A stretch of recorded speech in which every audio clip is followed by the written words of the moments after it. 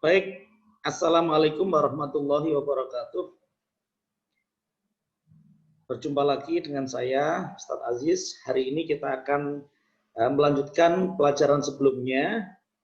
Pelajaran sebelumnya kita sudah belajar tentang sistem pernafasan pada manusia.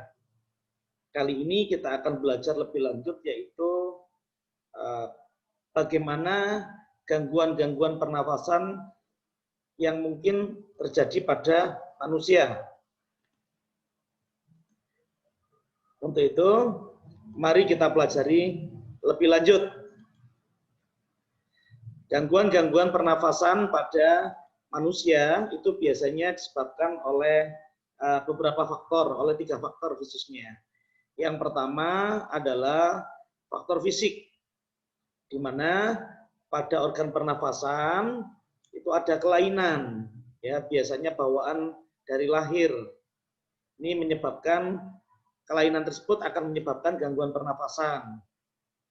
Misalnya pada bayi yang terlahir prematur atau lahir lebih awal, mungkin tidak sekitar 7 atau 8 bulan sudah lahir, itu terkadang organ pernafasannya belum sempurna, sehingga pada bayi tersebut memerlukan alat pernafasan, alat bantu pernafasan, sehingga biasanya dimasukkan di dalam inkubator, yang di dalam inkubator baik itu suhunya ataupun oksigen yang ada di dalamnya itu disesuaikan untuk keadaan bayi yang prematur.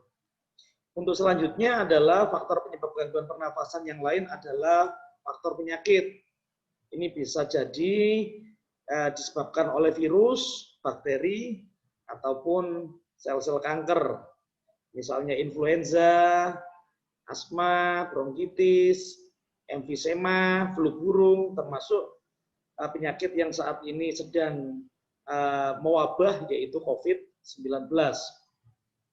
Faktor penyebab gangguan pernafasan yang lain adalah faktor lingkungan, di mana adanya udara yang tercemar, apalagi kita yang hidup di Gresik ini merupakan kota industri, yang dimana di industri itu banyak mengeluarkan polusi, khususnya udara ya, sebagai sisa dari proses industri. Nah, adanya udara yang kurang bagus di lingkungan sekitar kita, itu bisa jadi menyebabkan ketersediaan oksigen menipis, sehingga kita akan terasa sesak saat bernafas.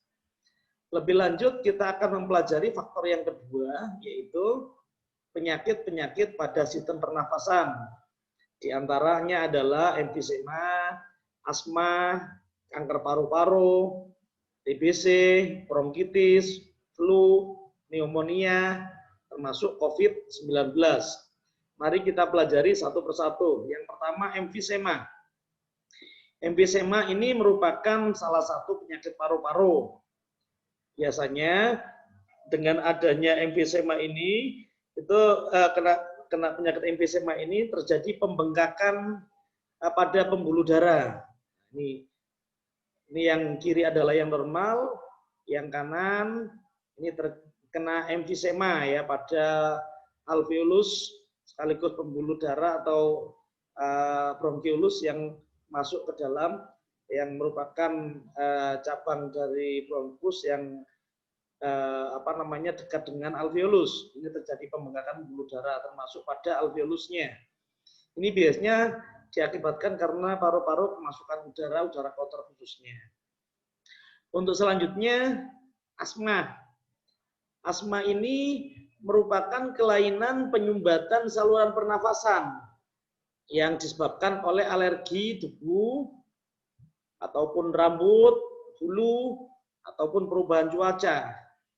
Nah, pada pembuluh saluran pernafasannya orang yang normal, ya, ini akan lebih lebar dibandingkan orang yang kena asma.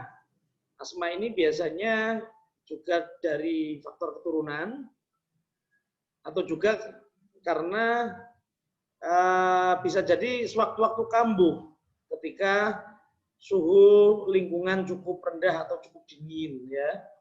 Karena udara yang dingin itu ya akan menyebabkan penyumbatan pada saluran pernafasannya ini menjadi lebih sempit sehingga akan tersumbat udaranya sehingga bisa menyebabkan terjadinya penyakit asma. Kemudian penyakit yang lain adalah kanker paru-paru. Ya, penyakit ini merupakan salah satu penyakit yang paling berbahaya. Karena apa? Karena sel-sel kanker yang ada di dalam paru-parunya ini akan tumbuh tidak terkendali. Ya, biasanya orang yang terkena penyakit kanker paru-paru ini itu dipicu oleh kebiasaan yang buruk terhadap organ pernafasan khususnya paru-paru, yakni kebiasaan merokok. Ini gambaran yang kiri adalah paru-paru normal, sementara yang kanan paru-parunya terkena kanker paru-paru.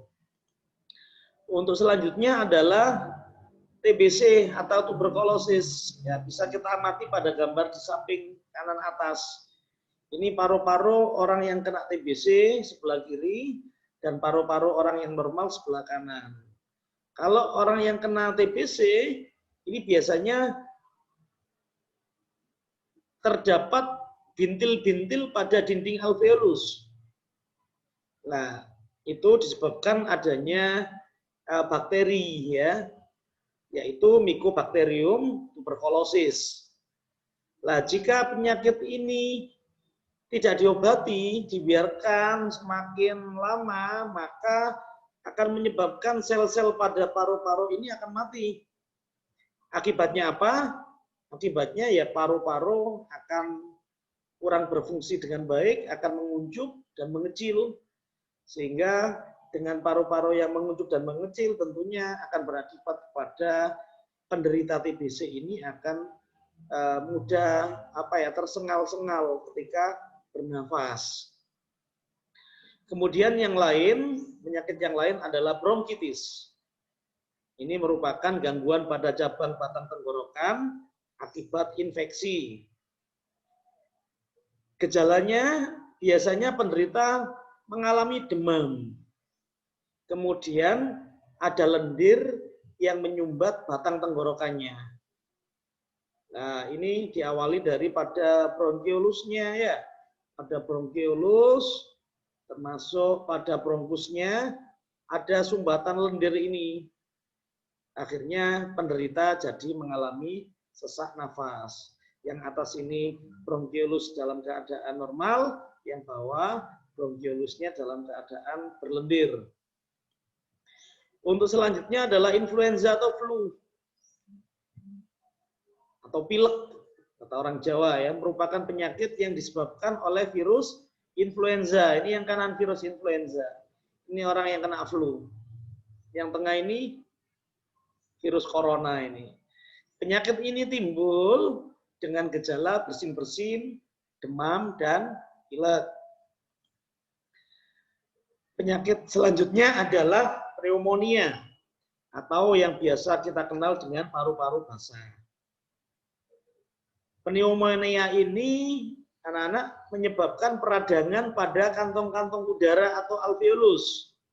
Ya, baik itu di salah satu paru-paru atau keduanya. Di mana alveolusnya bisa dipenuhi cairan atau nanah sehingga menyebabkan penderitanya sulit bernafas. Biasanya orang yang kena penyakit pneumonia ini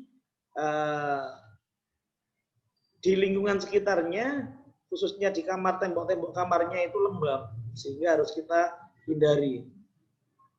Untuk selanjutnya, penyakit flu burung.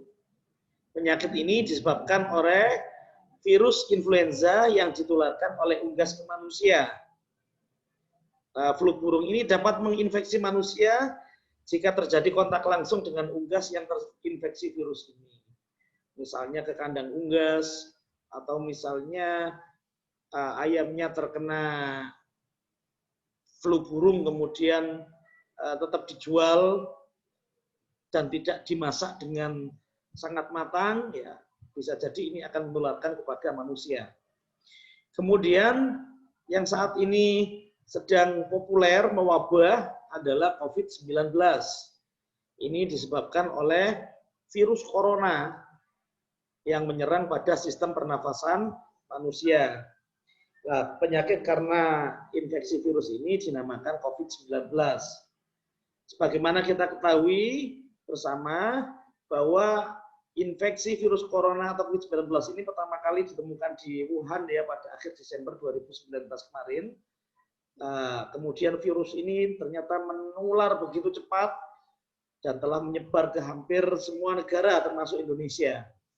Indonesia di awal Maret ya sudah kemasukan virus corona ini. Nah, akhirnya awalnya bisa jadi terjadi gangguan ringan pada sistem pernafasan.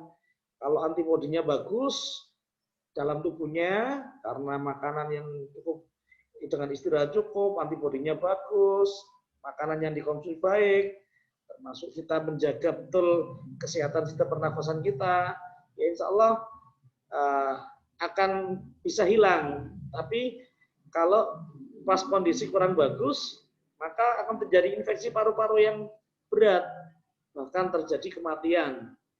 Nah ini, tingkat kematian corona di Indonesia sangat tinggi, Mas Ian. Sekitar 4,3%. Per 31 Agustus 2020 sudah ada 172 ribuan orang yang sudah kena COVID-19 ini, di mana 7.343 diantaranya meninggal dunia. Bahkan per tanggal ini juga sudah 100 dokter yang sebagai penolong orang-orang yang terkena virus corona ini juga meninggal dunia. Mudah-mudahan selalu mendapatkan rahmat dari Allah Subhanahu wa taala.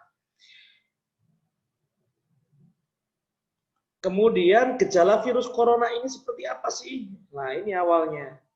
Biasanya demam, batuk, sakit tenggorokan, sakit kepala, ya.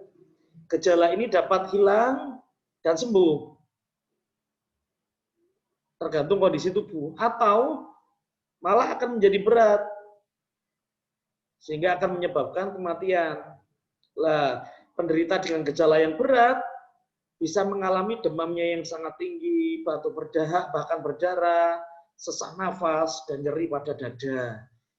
Ketika gejalanya semakin memberat, secara umum gejalanya ya demam dengan suhu di atas 38 derajat, batuk kering, sesak napas.